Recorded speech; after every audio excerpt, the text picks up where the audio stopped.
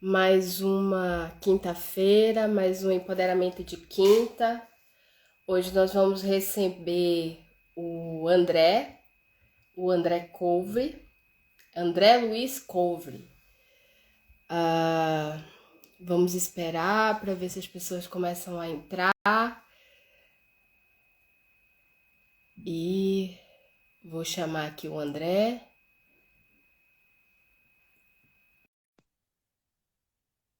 Vamos ver. Desde já eu peço desculpas. Oi, André. Olá, Jô, tudo bem? Vamos esperar. Eu sempre gosto de entrar um minutinho antes para ir assentando o terreno, para ir marcando espaço. Eu peço desculpas já desde antemão. Tô meio rouca, meio gripada. O clima aqui começou a modificar. Para Você quem tá não na, sabe, você tá na Alemanha. isso, para quem não sabe, porque chegou um pessoal bacaninha essa semana, André, já surtiu efeito. E eu moro na Alemanha já faz alguns anos, mas todo início de outono, já predizendo o inverno, prevendo o inverno, a gente começa a passar mal aqui das crises respiratórias, é toda a família. Então, desculpe a fanhosidade, faz parte. Faz parte. E como é que você tá? Você tá bem? Tudo bem, tudo bem. A Vívia tá ali segurando as crianças para elas não invadirem aqui. As crianças, exatamente. A gente tá aqui no interior de São Paulo visitando meus pais e agora, coincidentemente, quando a gente resolveu fazer a live, resolveram botar um caminhão aqui na rua para fazer o asfalto. Tá maior barulheira, agora tá quieto. Vamos ver se eles ficam quietos até a gente poder fazer nossa conversa aqui. A Arília aderiu. Oi, Arília, tudo bem? Vamos esperar só mais uns minutinhos para a gente começar. Eu só Tranquilo, queria contar tranquilo. uma curiosidade, André, que o nome da tua filha é Cecília e o nome da Cecília. minha filha é Cecília também. Que legal. A sua filha, ela tem quantos anos? A minha tem 10, daqui a Você, umas 3 semanas vai fazer 11. você postou um vídeo, uma montagem de várias fotos com duas crianças, uma menina que parece ser a sua filha e um menino que parece ser seu filho. São os dois, é isso mesmo. Os dois, eu sou precoce. Oi, Gargacel, tudo bem? A gente vai já começar o nosso bate-papo. Hoje vai ter polêmica, Polêmica. porque assim, sem polêmica, como diz a Ruth Amossi, não há progressão discursiva. O Marcos entrou. Oi, Marcos. Marcos é Quer que a colega lá gente da comece UFVJM. de onde? Da UFVJM, professor lá da universidade onde que eu trabalho. Ah, O Gargacel é falando. amigo e a Arili é minha irmã. Ah, bacana, que show. O pessoal geralmente nunca entra na hora, depois começa a ver lá a bola circulando e tal, e aí começa a entrar. Bom, a gente pode começar, o pessoal vai entrando e a gente vai conversando, porque o pessoal entra, sai, entra, sai, entra, sai. Bom, boa noite, André. É um prazer agora te receber aqui nesse projetinho. É um projetinho que, como tu sabes, a gente iniciou semana passada com estreaço, né? Com a Gladys. E a gente já engatou um segundo mini projeto, que é dia de quinta-feira trazer pesquisadores mais experientes da área dos estudos linguísticos, né? Dos estudos da linguagem geral. E dia de terça-feira, de a gente trazer jovens pesquisadores que estão ou entrando na graduação, saindo da graduação, entrando no mestrado, entrando no doutorado, para a gente debater um pouquinho sobre o percurso desses jovens que estão entrando aí, que é a nova garotada, a nova onda da linguística. Estão vindo com tudo, com boas ferramentas, ótimas, na verdade. E falar um pouco dessas experiências, das pesquisas deles e tudo mais. Oi, Marcelo. Marcelo acabou de entrar. Seja bem-vindo novamente. Marcelo estava aqui com a gente na terça-feira também. E na quinta-feira a gente vai trazer a pauleira. A pauleira que são os experientes, para falar e para trazer polêmica e para discutir essa questão da linguagem. E hoje a gente está com um tema que eu acho que tem tudo a ver contigo, com o teu canal. Eu tenho seguido o conteúdo que tu tens produzido, muito interessante. Primeiro, eu quero te dizer parabéns. Parabéns pela iniciativa. Não é fácil. Oi, Rafa. Rafa também é amigo. Não é fácil fazer. Eu vou te dizer que desde 2016 a gente estava tentando montar esse canal, montar algum canal de difusão, né, de divulgação da linguística, mas o doutorado não deixava. E agora que a gente defendeu, a gente resolveu meter a cara. Não é fácil. No início é assim, é tão pouquinho, são tão poucos. E só depois que a gente vai colher os frutos. Bom, e hoje a gente está recebendo o André Luiz Couvre, é isso, né? É isso mesmo. Eu quero, antes de te perguntar outras questões, André, eu evito falar sobre, sabe aquele currículo Lattes e tal? Eu evito falar e eu gostaria que você se apresentasse para as pessoas assim. Quem é o André? Tá, vou fazer isso então. Vou aproveitar e fazer um resuminho mais rápido que eu puder de como surgiu a minha relação com a escrita e como que isso culminou nesse perfil Eu Sei Escrever com C. Tá? E aí apresento um pouco o currículo que eu já fiz, enfim. Essa que é a minha ideia agora. Eu acho que a minha relação com a escrita, Jô, assim, conscientemente agora, que a minha memória consegue recuperar, ela se deu em 2 momentos na passagem da infância para a adolescência. Assim. A primeira delas é quinta série, 11 anos, naquele momento em que você está começando a ser adolescente, querendo começar a paquerar, e os grupos escolares, os grupos dos amigos da escola começam a se construir, né? As relações sociais ali começam a ficar mais complexas. E eu me lembro de uma atividade que principalmente as meninas faziam, que era de criar uma enquete, um livrinho, cada uma tinha um livrinho. Eu não sei se você fez isso em algum momento, mas... E aí elas entregavam para os colegas da turma e de outras turmas para eles responderem as perguntas. Eram perguntas sobre gostos, de coisas diversas, e algumas perguntas mais capciosas ao final, do tipo, você está interessado em alguém da sala ou de outra sala, né? Era uma coisa assim, e aquela atividade toda era uma atividade escrita.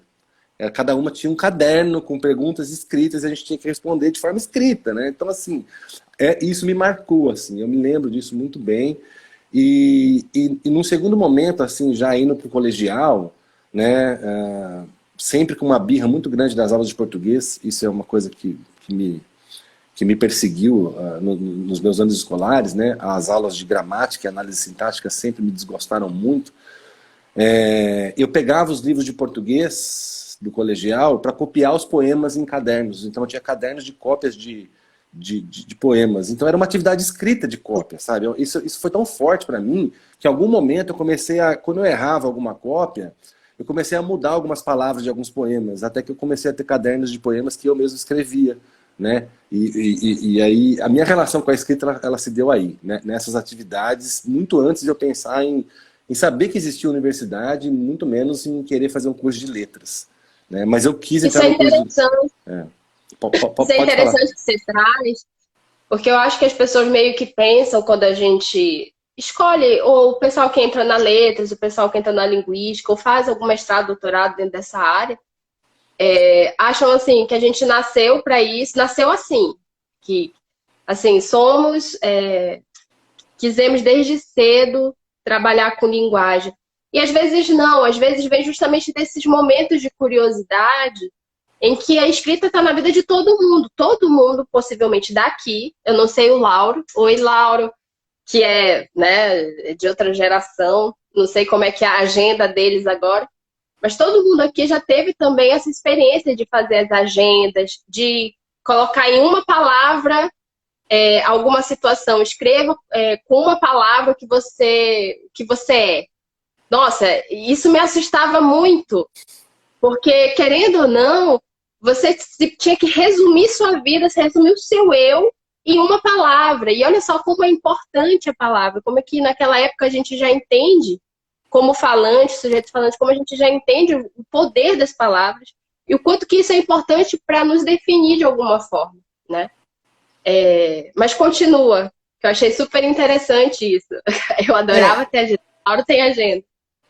Essa relação da escrita fora da sala de aula e evidenciou a diferença do que era a língua para mim ali na vida, né, escrevendo naqueles contextos e na aula de língua portuguesa. Isso me marcou profundamente, assim, isso me marca até hoje e criou a minha identidade depois enquanto como aluno do curso de letras. Aí eu fui fazer letras na UFSCar porque eu gostava de escrever, não foi porque eu gostava de ler ou porque eu gostava de literatura, enfim, era porque eu gostava de escrever mesmo, né?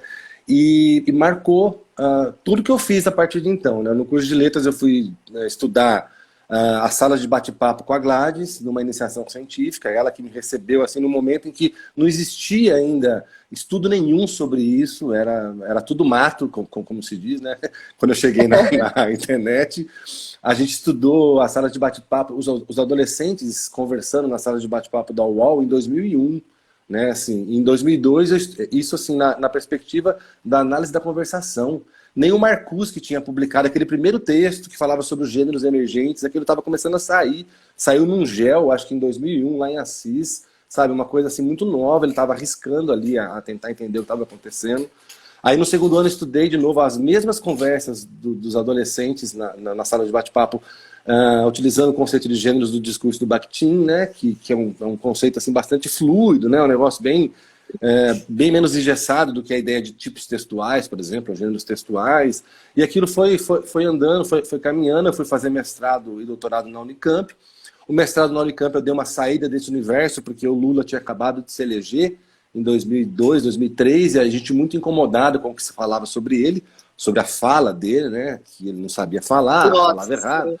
Aquele preconceito linguístico todo, e eu resolvi estudar justamente isso. Peguei os discursos do Lula no mestrado e falei, vamos ver se ele sabe falar ou não, né? E fiz um estudo na Unicamp sobre isso, e no doutorado eu voltei para a internet. E o meu doutorado é meio que um resumão de tudo que eu já havia pensado e escrito e estudado sobre o que as pessoas estavam fazendo com a escrita nas ferramentas que a internet nos proporciona, sabe? Eu tenho aqui a minha colinha, que eu não sei tu, porque eu recém-doutorada, eu não lembro direito de todo o nome da minha tese. Porque, como diz o meu orientador, o Baronas, ele fala assim, às vezes o nome de uma tese é mais uma ementa do que um título, né? É tipo mais ou menos isso. Por aí. É por aí. A tua não, a tua é bem interessante. Eu vou ler aqui pro pessoal. Tem o título da tese do André, eu achei super interessante, instigante, a reinvenção do humano, uma tese sobre a reemergência dos sujeitos na contemporaneidade midiática. E eu queria que tu falasse um pouco, porque eu assisti um vídeo teu falando sobre a tua tese, acho que no canal da Univesp, acho que é isso. É verdade, bem antigo, verdade. Isso, eu assisti muito interessante, porque eu acho que hoje, muitos jovens que podem estar assistindo agora, ou vão assistir depois, o pessoal está assistindo bastante depois o Empoderamento de Quinta, às vezes não tem a noção de que a internet nunca foi isso do jeito que a gente conhece, ela já foi diferente. E eu acho que a tua tese, ela traz esse período histórico muito interessante e importante para quem trabalha com as questões da linguagem do discurso digital. Porque hoje tudo parece muito novo. Nunca ninguém estudou discurso digital.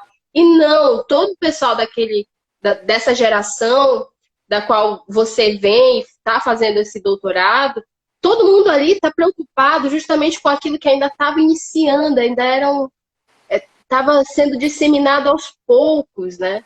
Não era em qualquer casa que tinha computador, até hoje, na verdade, mas assim, hoje já é muito mais popularizado isso. Queria que tu falasse um pouquinho desse percurso. Então, sobre o título, assim, eu sempre acho que se a gente vai ter oportunidade de dar o título para alguma coisa, a gente tem que dar o título mais interessante que a gente achar na hora, assim, sabe? E eu tento fugir um pouco dos academicismos padronizados dos títulos de teses e aí eu tento me inspirar. Aí, lá no final, quando você termina e realmente vai entregar para defender, que você fica ali. Então, o que realmente eu estou falando nessa tese, né? O que é que realmente estou defendendo? Então, essa é a primeira coisa que eu queria falar da tese, assim. Eu sempre gosto de dar título para as coisas. Quem gosta de escrever, gosta de dar título. A verdade é essa. que acontece? Acontece que eu sempre achei que estava acontecendo uma coisa muito diferente com as pessoas na internet. Principalmente com o fato das pessoas estarem escrevendo.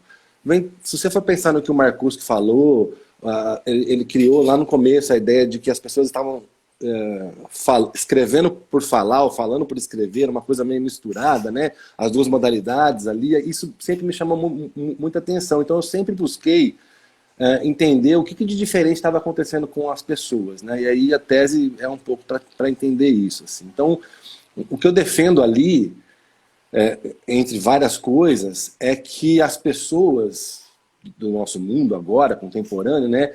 E aí é preciso marcar que isso, a tese foi defendida antes da era dos algoritmos, né? Já existia Facebook, mas os algoritmos não eram essa coisa que eles são hoje para as redes sociais, tá? Eles não estavam em evidência do jeito que eles estão, eles não atuavam tão fortemente na forma como as redes sociais da internet funcionavam, tá? Então, assim, o que eu estava defendendo ali é que as pessoas, elas se apropriaram dessas ferramentas que foram inventadas ali no conjunto do computador com a internet, né? Se apropriaram dessas ferramentas para poder estar no mundo e falar o que elas queriam falar para as outras pessoas. E para fazer isso, elas precisaram se relacionar com a escrita de uma forma um pouco mais íntima do que se relacionavam antes, né? A relação das pessoas com a escrita era uma antes dessas ferramentas e passou a ser outra. E é só se aproximando, só assim, entendendo, se sentindo mais íntimo da escrita que as pessoas conseguiam atuar na internet, nas salas de bate-papo, no Messenger, no Orkut, no Facebook e no Twitter. E que isso era uma coisa revolucionária, a gente estava se reinventando enquanto ser humano, porque se a gente se nós éramos seres humanos que utilizavam a escrita de um jeito antes, se a gente está utilizando a escrita de outro jeito agora, então a gente está se reinventando, porque a escrita faz parte da forma como a gente se constitui, né? Enquanto pessoa, enquanto sujeito. Então, é um pouco esse caminho que eu tentei trilhar, por isso esse título, assim, né? A gente saiu de uma modernidade em que a nossa liberdade era muito limitada ao controle remoto, toda a edição das informações, a verdade que era construída era feita por poucos meios, né? Aquela coisa do Alvin Toffler, né?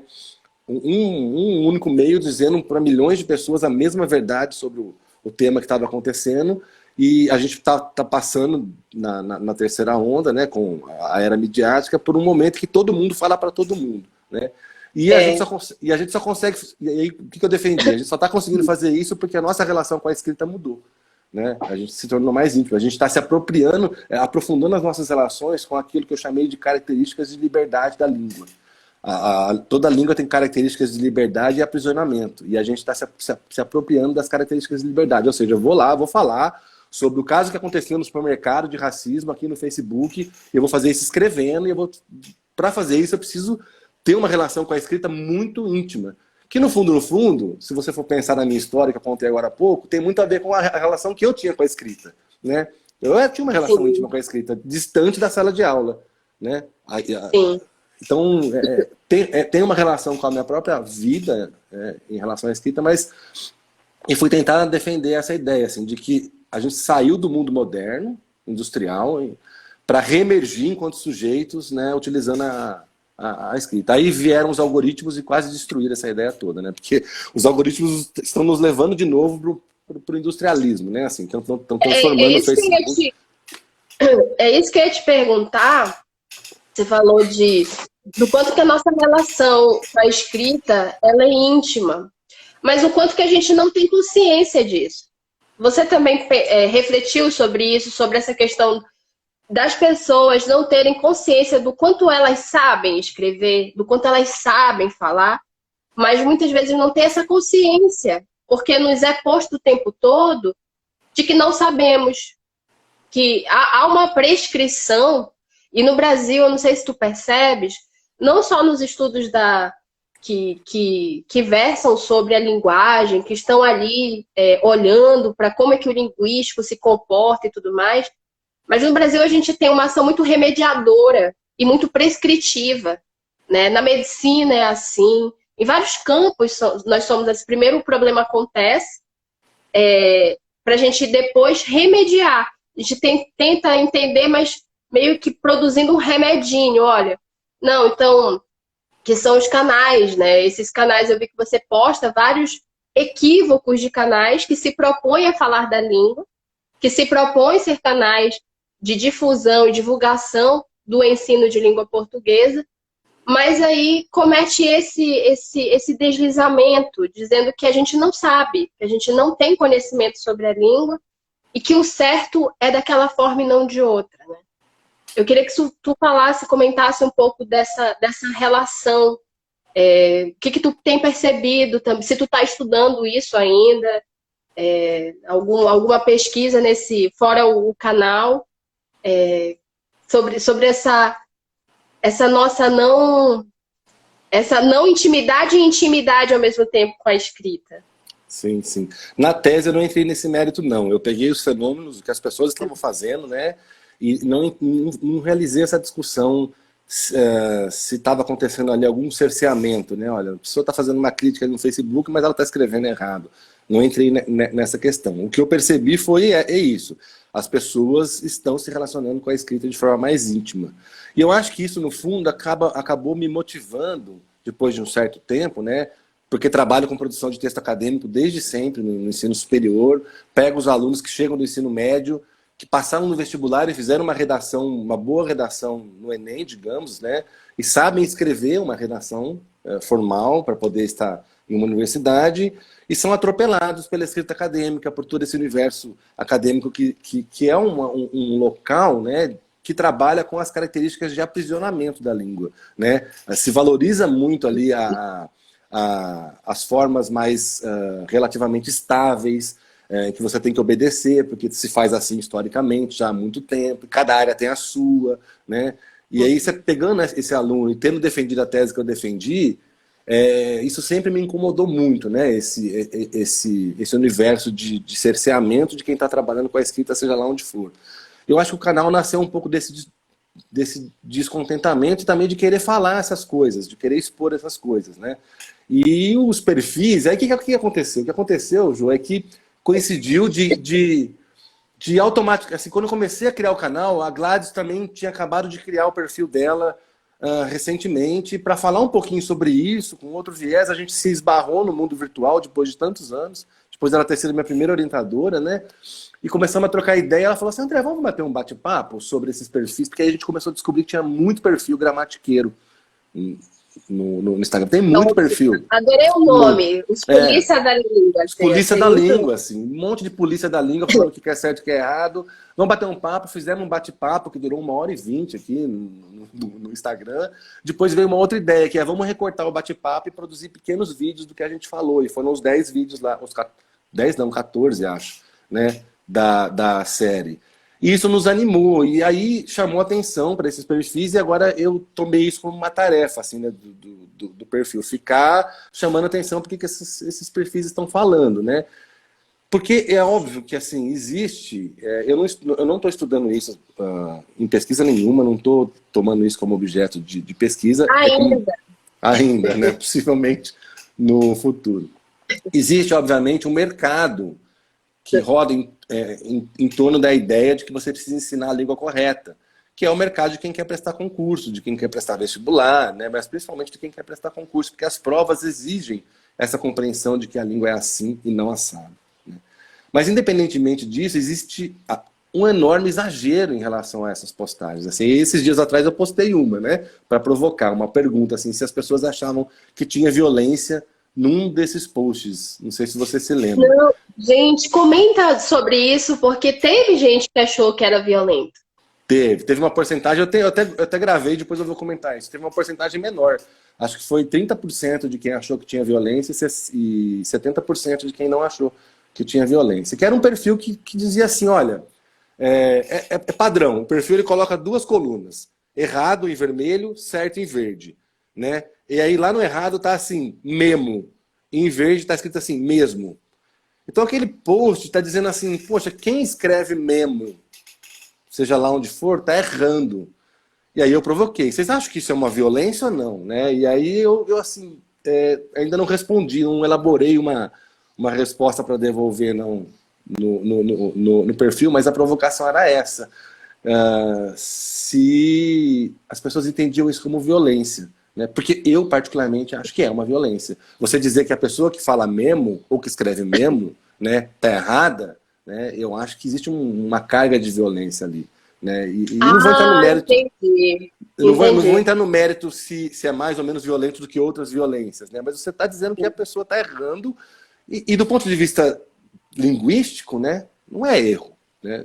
Você tem uma série de outras questões.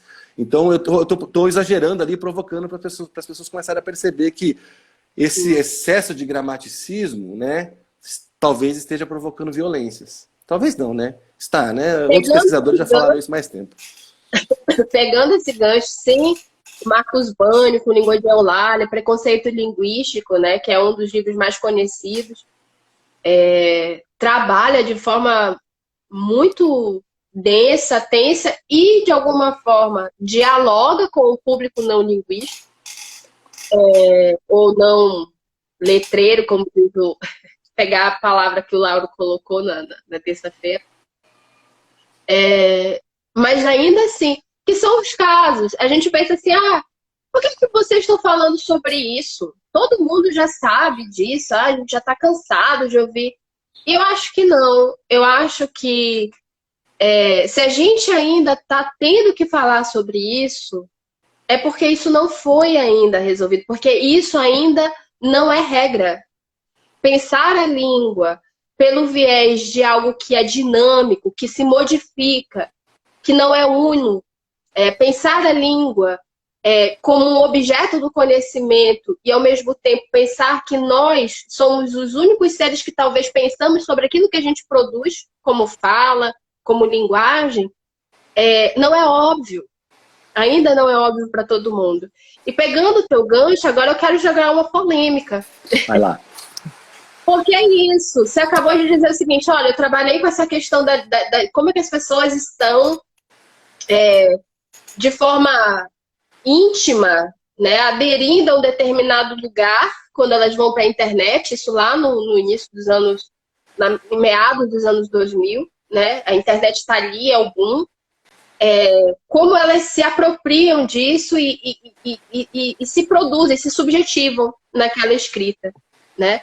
Pegando isso e essa possibilidade infinita de a gente pensar sobre a língua e, ao mesmo tempo, estar nesse duelo constante de ter uma prescrição, tem uma norma, tem uma regra, inclusive legalizada, né, no Brasil, que é uma norma padrão, né, uma normativa. Só que as pessoas confundem que, por ser uma norma, então a gente tem que seguir como se fosse uma lei. Se você não seguir, você é preso, você é condenado. E aí eu pego na polêmica dessa semana, que eu inclusive postei, te marquei, para a gente falar um pouco sobre isso, que é um projeto de lei que está tentando punir, de alguma forma, o uso da linguagem inclusiva, se apropriando de falas de linguistas. É um projeto, não sei se você já leu esse projeto, mas é um projeto que ele se apropria de algumas falas de linguistas que falaram em algum momento, logo no início, né, do boom dessa questão da linguagem não binária, inclusiva, né, que vem mais do que uma questão de representatividade, é uma luta política. Eu acho que as pessoas não compreendem, que não tem a ver muito necessariamente com se fazer representar na língua, mas é uma luta política no sentido de se fazer pertencente e de escancarar o seu lugar na sociedade, o quanto a sociedade os renega, né? O quanto eles estão à parte, à margem. E aí vem esse uso do todes, dos amigues e tudo mais, assim. O que tu, como alguém que estuda a escrita, quando olha para uma coisa dessa, o que tu sente? Eu fiquei feliz demais assim, quando eu comecei a ver isso acontecendo. Assim, porque eu mesmo não uso, ainda não uso. Não estou inserido nessa prática, mas eu acho o máximo que está rolando esse bafafá, esse problema todo, e que isso já está chegando na discussão jurídica, sabe? Porque obriga os linguistas a se posicionarem, obriga a gente a falar, obriga a gente a se colocar e obriga a sociedade a entender o que é uma língua de verdade, né? Que bom que está acontecendo isso. Eu acho que isso acontece o tempo todo, de diversas formas. pode acontecer com outros tipos de usos linguísticos, né? Se você for pensar aqui, para tirar um pouco do foco desse tema específico da linguagem inclusiva, né? Você pega lá os quadrinhos com o Chico Bento, que tinha um linguajar diferente, como que aquilo era visto, como que aquilo era utilizado. Essas questões estão sempre aparecendo. Eu acho que quando aparece um negócio desse, a gente precisa se colocar e falar. Então, assim, eu estou preparando um material, acho que você também, por conta do que a Gladys do Português Fora da Caixa provocou, né, para falar sobre isso.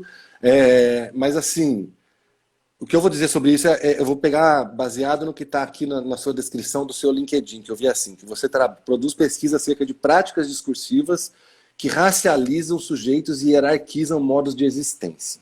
Né? Pode ser que não seja a mesma coisa que a gente esteja falando agora, mas o que eu entendo que acontece com o excesso de gramaticismo, o que eu chamei de gramaticismo estrutural, lá com a Gladys, naqueles vídeos, assim, é que ele produz violência, ele atua para produzir hierarquização dos modos de existência, né?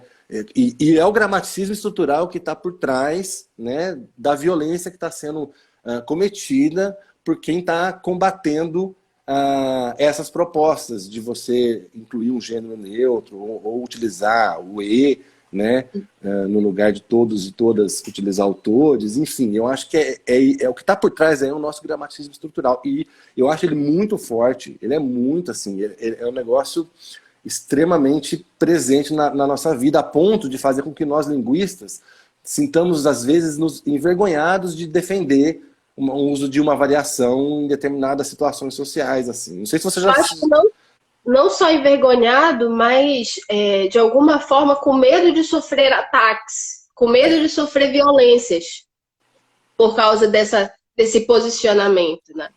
Mas pode continuar.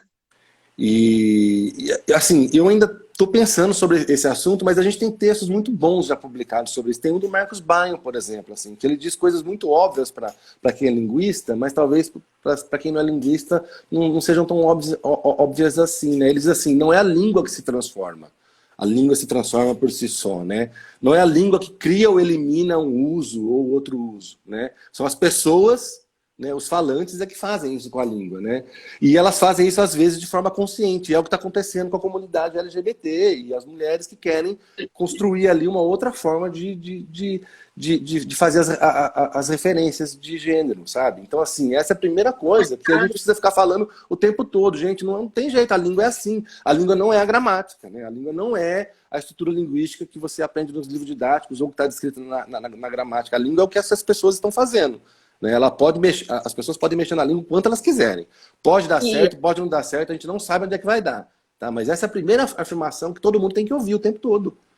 A gente precisa repetir isso, Jô, o tempo todo. Assim, a língua são as pessoas que fazem a língua, não o contrário. Né? Assim, Uma vez eu assisti uma fala da Irandé Antunes, acho que é isso, e ela falava assim, enquanto a gente ainda tiver mais gramatiqueiros ou professores que defendem a gramática falando sobre isso no espaço público, ainda é importante falar sobre essa questão dos polícias linguísticos, né?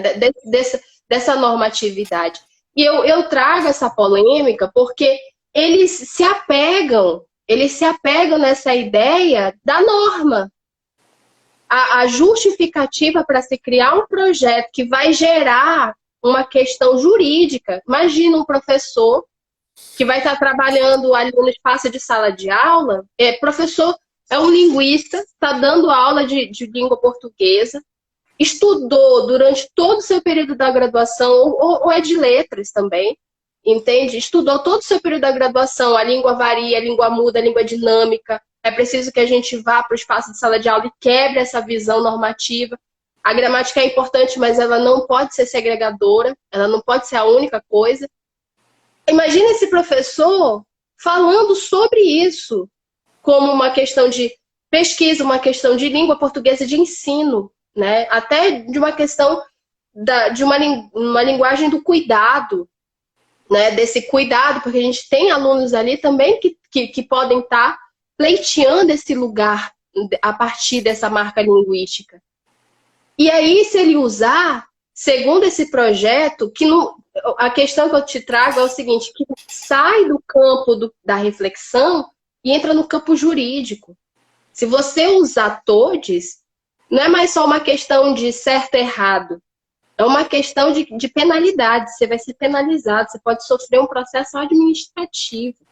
Então, eu acho que está na hora de a gente pensar quem concorda ou não concorda, não é uma questão de concordar ou não, porque não está mais no campo da reflexão, está no campo da penalização. Alguém vai ser penalizado por querer usar de uma determinada forma a língua. Olha só que absurdo. Então, desculpa, eu me empolguei, porque... Já tá rolando isso, viu? Eu não sou rico, eu não posso ser processado, então não vou dar nome aos santos, nem citar a fonte, nem nada. Mas já tem escola militar proibindo o professor de falar sobre isso. Já tem. Já tem, tá proibido. Eu conheço casos também, conheço então, casos. Assim, isso já tá rolando, ou seja, já existe proibição militar sobre a língua. Você não pode ensinar a língua de verdade. Você tem que ensinar alguma outra coisa que eles acham que seja a língua. Então é um negócio muito grave. E aí que entra a violência, por isso da provocação, né? Assim, parece bobo eu falar que, nossa, você está achando que é violento alguém dizer no Instagram que usar memo é errado? Nossa, isso é uma bobeira, né? Uai, mas e a violência com a comunidade LGBTQI+, que está tentando produzir ali uma nova forma de escrever, né? A relação de gênero. Mais uma vez, né, o texto do Byron que eu estou citando aqui, ele fala isso, né? Olha, aqui as pessoas agora, nesse momento, os falantes da língua, estão expressando a necessidade social e política de empregar novos pronomes. E ele falou assim, olha, o Brasil, aí por quê que eles estão expressando a necessidade? Porque o Brasil é o país onde mais se mata com requintes de crueldade LGBTs em todo o mundo. Assim, é muito simples isso, assim, né? Então, é violento. Pode parecer ridículo dizer que é violento um perfil do Instagram dizer que usar um memo é errado, né? Mas quando eu coloco isso nesse contexto de violência física, de morte, então a língua, o gramaticismo estrutural atua em favor desse tipo de violência. A verdade é essa, e é por isso que a luta está na língua, né? Acho que o Círculo de Bakhtin foi muito feliz em trazer essas questões. Na verdade, hoje já se sabe que é o Voloshinov, né, que redigiu o Marxismo e Filosofia da Linguagem. Não entremos nessa seara. Mas eu só estou jogando assim, para há brigas cruéis, duras. Mas tá aquela coisa assim, olha, se você olhar para a língua num determinado contexto e ver a luta que está acontecendo dentro dela, você vai entender a sociedade e vice-versa, né? Então, assim, isso sempre, quando começou a ler Bakhtin, sempre entendeu isso. Isso está acontecendo assim, agora, na nossa cara. Olha para essa disputa em relação à questão do uso do pronome, que você está entendendo o que está acontecendo na sociedade. As pessoas estão morrendo e elas estão lutando contra a morte na língua. Olha só que coisa maravilhosa. Então, assim, eu acho isso maravilhoso. Do ponto de vista linguístico, de quem estuda a língua, eu acho maravilhoso o sentido de que a gente está vendo ao vivo e a cores, né, essa luta. Então, assim, como linguista, eu acho difícil assumir uma posição no sentido de o que tem que ser feito em relação à língua. Mas como ser humano, a gente tem que assumir uma posição sim. É preciso respeitar que tem um grupo social querendo utilizar a língua de um determinado jeito. E atuar no sentido de compreender esse processo. Por exemplo, aquele texto que a Gladys nos provocou, né? Eu vou responder aquele texto, porque aquele texto tem muita besteira que está falando, né? Tem muita bobagem. Falando que o fato de você usar mudar agora, fazer alguma mudança na língua pode prejudicar a interpretação em Libras, todos os outros grupos. É um absurdo, porque a língua muda o tempo todo e essas outras mudanças não prejudicam. Não tem sentido, né, esse argumento. Então a gente tem que atuar nesse sentido, porque nós temos conhecimento para estar dentro desse campo de luta. Quem tem conhecimento somos nós, né? Então eu acho que é o que a Gladys fala, né? A gente tem que pregar para não convertido. Os nossos perfis são esses, né? A gente tem que falar para as pessoas que... Tem que sair da bolha, né? Sair da bolha e falar com esses perfis que são os polícias da língua, porque eles não são legais, não. E caminhando nisso que tu tá falando, eu não quis começar pela pergunta da nossa live, porque eu acho que primeiro precisava de tudo isso. E aí eu trago a pergunta, então, por que é importante existir espaços, seja perfis, dentro das redes sociais, seja através de projetos institucionais, como, por exemplo, a Abralinha ao Vivo tem feito isso muito bem do ano passado, esse ano, né? Dando espaço aí para vários pesquisadores estarem conversando sobre temas importantes e necessários e urgentes. A pergunta é por que ainda é importante, por que é importante difundir a linguística, né? Fazer difusão linguística. Eu acho que são tantas as respostas possíveis, Jô, mas eu acho assim, você deu uma dica, né? Ou seja, tem muita gente repetindo o mesmo discurso sobre a língua que favorece esse excesso de gramaticismo, que no fundo comete violência da forma como a gente está falando aqui. Então, assim, é preciso entrar em campo para combater esse tipo de discurso, sabe? É preciso se colocar. É preciso desconstruir o gramaticismo estrutural, sabe? Mas eu acho que, mais do que isso, assim, na minha cabeça, como eu te falei, né? A língua tem características de liberdade e aprisionamento. Eu acho que a gente tem muito perfil no Instagram e tem muitas instâncias sociais, né? A academia é uma delas, né? Os concursos são outros, os vestibulares são outros, as escolas são outras, né?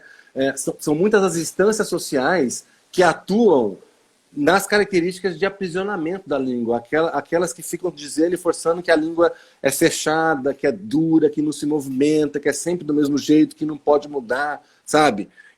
A minha intenção sempre foi, acho que desde quando eu entrei no curso de letras, fiz iniciação, mestrado, doutorado, foi ir para o outro lado. Eu acho que eu sempre me dediquei, pensando agora assim, a olhar para as características de liberdade da língua, né? O que é que na língua explode, sai, vai para fora, expira, a gente não consegue controlar, é incontrolável, as pessoas vão usar, a gente gostando ou não, a gente se sentindo mal ou não, né? Doendo nos nossos ouvidos ou não. Então, assim, eu acho que é importante os perfis como os nossos, assim, para falar sobre isso, sabe? Para mostrar que a língua é isso também, né?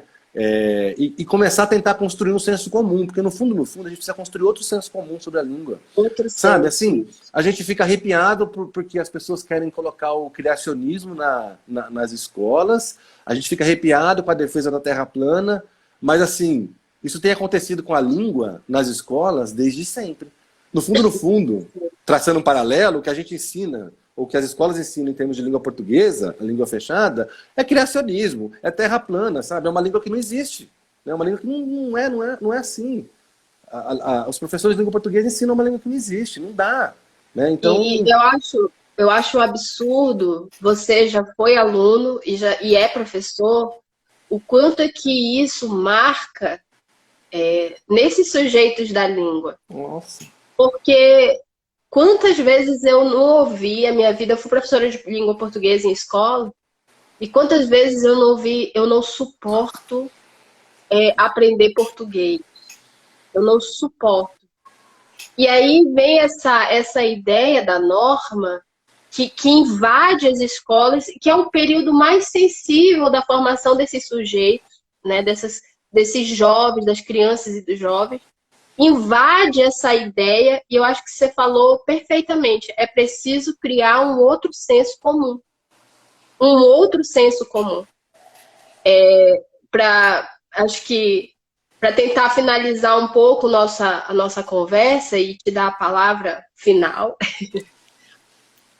eu gosto muito de uma parte do texto de um autor, que é o Michel Pechet, que ele tem um livrinho dessa grossurinha, assim, não sei se tu já leste o Estrutura e o Acontecimento, né? O discurso, Estrutura e Acontecimento, é um negocinho assim, bem pequeno, mas denso pra caramba. E lá ele fala, ele faz menção a um provérbio chinês. Eu acho que a gente... Cara, eu peguei aquele provérbio pra minha vida. Ele fala o seguinte, existe um provérbio chinês que é um senso comum. Olha aí a questão do senso comum. É um senso comum que é o seguinte, quando ao idiota aponta ali a lua, o idiota olha para a ponta do dedo. E isso é um senso comum nesse provérbio, dizendo o seguinte, ele é idiota porque quando ele mostram a lua para ele, quando mostram a lua para ele, em vez de olhar para a lua, ele olha para a ponta do dedo da pessoa. E aí o peixe ele vai dizer o seguinte, Mas isso é maravilhoso. Porque em vez de a gente olhar para o que já está sendo mostrado, direcionado, o que é o senso comum, o que já está sendo produzido, a gente deveria olhar para o gesto de produção. Esse apontar alguma coisa e dizer que é aquilo, é para isso que a gente tem que olhar. Porque é isso que produz a nossa forma de ver as coisas. Eu tomei isso para minha vida, assim. Eu acho que fazem isso com a língua. Acho que em vez de as pessoas começarem a refletir de novo sobre a linguagem, que é o que as crianças fazem, entendeu? O tempo todo, quando a gente é criança, a gente fala, eu sabo.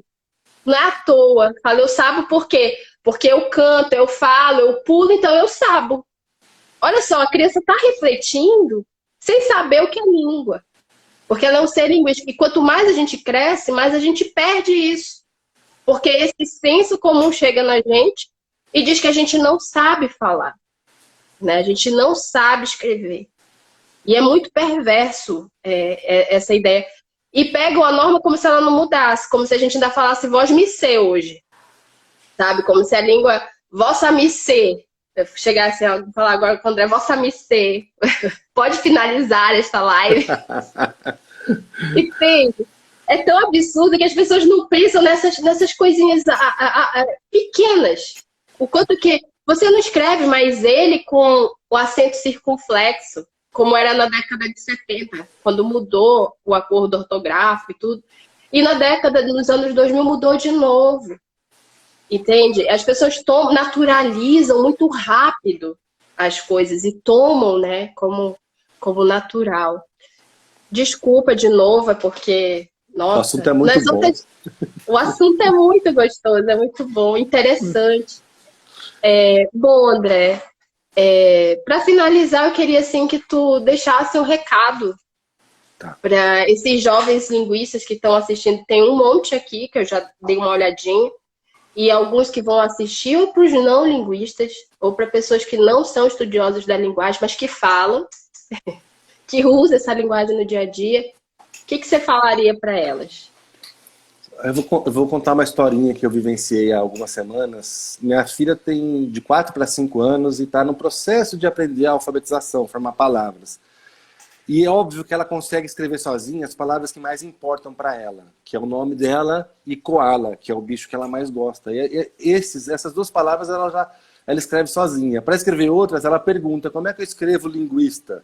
Aí você tem que falar a primeira letra tal, a segunda letra tal, e aí ela vai escrevendo. Mas aconteceu algo surreal, assim, para mim, né, que não estudei, não me especializei em aquisição de linguagem. Ela veio, estava lendo um livro com a minha esposa, né, assim, fingindo que estava lendo um livro, mas que a minha esposa estava estudando lá. E ela foi lá e falou assim, eu vou escrever um livro. Pegou um papel, uma folha de sulfite, dobrou assim em formato de livro, fez a capa com koala e tal, e lá dentro ela fez um desenho do koala, e na página seguinte, como num livro de história infantil, ela escreveu o texto. Só que a escrita dela, daquela ondinha, né, sabe? Jeitinho dela. Aquele jeitinho de ondinhas, que ela sabe que o texto são um monte de linhas assim, né, ordenadas da esquerda para a direita, de baixo para cima. Ela escreveu o texto ali, depois veio ler, e aí eu pedi para ela ler, filmei, e ela leu a história dela, contou a história do início, com meio e fim, que aconteceu na história dela, e fechou o livro e tal. E aí aquilo, assim, para mim, demonstra uma coisa que eu sempre acreditei. Eu não sou um grande linguista, vou ser bem sincero, assim, mas assim, eu sempre acreditei que o artefato, o alfabeto, a escrita, ela é a posteriori. A linguagem é uma coisa outra, sabe? A linguagem é uma coisa que diz respeito à nossa formação enquanto ser humano. Ela já tem linguagem, ela já é um ser humano, ela já interage, ela já constrói estética, ela já constrói uma história, entendeu? Para representar a história que ela mais gosta, ela gritando lá fora. E ela faz isso ainda não com o alfabeto, ela faz isso com outro artefato que ela tem, mas a linguagem já existe ali antes do alfabeto. E aí a gente fica assim, todo o processo de escolarização, desde quando agora ela vai entrar na escola para ser alfabetizada, vai destruir essa liberdade que a pessoa tem com a linguagem, porque vai forçar ela a entender que a língua é só o outro lado, que é o lado da característica de aprisionamento, que é aquele lado fechado, que a língua é daquele jeito, que as palavras são daquele jeito, que são escritas assim, que não pode falar mesmo, que tem que ser mesmo. Então eu acho assim, se fosse para pensar alguma coisa para falar nessa mortandela, live... né? Mortandela. Se fosse alguma coisa para falar, seria quase que a mesma coisa que eu terminei lá na live com a Gladys, assim, quão bacana seria o nosso mundo, a nossa sociedade, se a gente desse o mesmo valor, no mínimo, se não mais, porque eu dou mais, né? A tudo aquilo que está fora dessa parte que segura a língua, né? Que prende a língua. Porque falta isso, assim, a gente dá valor porque está fora, para as coisas diferentes que as pessoas falam, né? O último exemplo, tá? Um juiz, isso já caiu no item do Enem, um juiz proferiu uma sentença em linguagem coloquial, para que as pessoas que pediram justiça naquele momento conseguissem entender o que ele estava falando. Poxa, um juiz que faz parte da casta mais intelectual e mais assim, conservadora em relação à língua que existe, que é a esfera jurídica, né, consegue proferir uma sentença complexa para colocar, para dar justiça para um determinado grupo social em uma linguagem que não é a linguagem jurídica, não é o juridiquês. Por que a gente não pode fazer todas as outras coisas em outras linguagens? Por que a gente não pode descrever o conhecimento científico que a gente produz na academia em outra linguagem, mais tranquila, mais de boa, mais sossegada? Eu não entendo isso, sabe? Não dá mais para ficar segurando isso. Eu acho que esse é o ponto, sabe? Sendo bem radical agora, assim. Por que a gente fica com academicismos, juridiquês e tudo mais, se a língua não é só isso, sabe? Não tem necessidade. Então, assim, é uma questão social. Tá na hora de a gente quebrar isso de vez. Não, perfeito. Acho que você fecha de uma forma perfeita, que é isso. E talvez a gente começar a pensar que a gente só faz isso porque a gente ainda eu não gosto muito de usar essa palavra nas falas, colonizado, porque eu acho que às vezes tá caindo numa falácia, sabe? Mas assim, tirando dessa falácia, ou seja, de que todo mundo está falando e às vezes fala de forma muito superficial, e trazendo a densidade histórica dessa palavra, colonizado, eu acho que é isso, a gente é muito colonizado, a gente é colonizado pelas normativas da língua, é colonizado pelas leituras que a gente faz.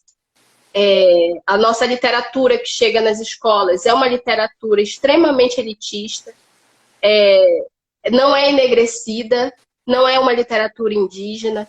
E quando tem, é muito por cima, é muito superficial. E quando a gente olha para esses lugares, André, quando a gente olha, por exemplo, uma Conceição Evaristo escrevendo Olhos d'Água, quando a gente olha para Carolina Maria de Jesus escrevendo Causa de Alvenaria, ou o primeiro livro dela, que agora eu esqueci o nome, nossa, como é que a gente ajuda aí? Quando a gente olha para esses lugares, você vê a língua na sua mais... Eu considero lindo, porque você vê a língua dinâmica, a língua de uma época, a língua expressando os sujeitos que produzem aquela linguagem. Vamos para o elitista, Graciliano Ramos. Todo mundo venera Graciliano Ramos, vamos criar o Instituto Graciliano Ramos agora desse desgoverno. Quarto de despejo. Obrigada, Laura. Quarto de despejo. Vamos criar e tal. Mas não pega o essencial do Graciliano Ramos. Ele não inventava simplesmente palavras. Aquelas palavras eram usadas pelo grupo de pessoas, geralmente colocados à margens ali em Minas Gerais. Era aquele mineirês bem interiorano. E ele pegava, utilizava e colocava nos textos dele, as pessoas falando, nossa, está criando palavras. E talvez ele quisesse dar visibilidade para essa linguagem. E em vez de a gente trabalhar isso dentro da escola, a gente trabalha de outra forma. É um neologismo. Como se fosse assim, não é da língua. Não é da língua. Eu não gosto, negócio aqui, separa, não faz parte da língua. Está lá ainda. É um neologismo, eu não suporto, eu nunca gostei da palavra. E quanto mais eu estudo língua, menos eu gosto. A Gladys vai bater na gente agora. Mas por uma questão histórica, que a gente tem que entender o seguinte, gente, a gente não é contra a gramática, não, tá? Só pra gente fechar, a gente não é contra a gramática. A gramática, ela é importante. Em determinados contextos, ela é importante. Imagina se todo mundo começa a falar do jeito que bem entende, né? Ela é uma norma, ela é uma das normas padrão. Né? Ela é uma das, não é a única norma padrão. O que a gente defende é que a gramática não seja o nosso calvário, entende? Que seja aquilo com que se a gente não seguir, a gente vai para o inferno. É isso que a gente, é isso que a gente defende. Que a gramática, lá no lugar onde ela tem que ser vista, utilizada, contextualizada, ela é importante. Mas fora desse espaço, não. Né? Fora desse espaço é a vida. Eu acho que é isso. Fecha aí, vamos. Vamos lá. Eu vou fechar então para ser um pouco mais radical que você, aquela cena de, como é que é aquele filme bacana do professor, eu esqueci, que ele vai ensinar poesia numa escola super tradicional, um filme antigo, esqueci, A Sociedade dos Poetas Mortos. Que ele chega, pega o livro de teoria literária, falam para os alunos assim, abram, leiam o que ele está falando. Aí os alunos leem e ele diz assim, besteira, pode rasgar e jogar fora. Aí no final das contas ele pega o livro inteiro e joga no lixo. O meu sonho é fazer isso toda vez que eu começo uma disciplina de produção de texto lá para os alunos na academia, pegar uma gramática e fazer a mesma coisa, assim. Mas eu não tenho dinheiro para comprar tanta gramática assim para fazer isso todo semestre. Senão eu faria, juro para você. Eu sou muito mais radical, o Jô. Eu realmente assim, acho que a gente só vai conseguir chegar num termo bom, no meio termo, se a gente começar a radicalizar e achar maravilhoso o que a língua é fora desse lado que a segura, que aprende, sabe?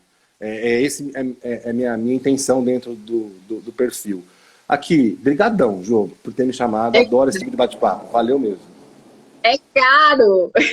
É caro. Por isso que a gente não rasga. Porque além de ser absurda a segregação que ela nos provoca, ela ainda é cara. Mas existem gramáticas interessantes, gente, que salvam a gente de vez em quando, e também pesquisas como a gramática do português falado, do Atalívia de Castilho, que em algum momento da vida houve sanidade ali naquele grupo, um dia na história, e disse assim, não é isso. Vamos fazer então a gramática daquele português que é falado na vida. Acho que é um projeto lindo e a gente segue. Então, por aqui, agradeço a presença de todos vocês que ficaram aqui.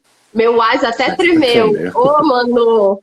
Manu, ó, que eu pego ele aí e rasgo ele numa aula, hein? Brigadão, André. Foi maravilhosa essa nossa conversa. Obrigada pelo diálogo, tá? Valeu. E a gente vai se encontrando aí muito mais, com certeza. Vamos marcar aquele projeto. Vocês ainda vão ter muito André e Josi por aqui. Obrigadão. Até mais, gente. Obrigadão. Tchau. Tchau.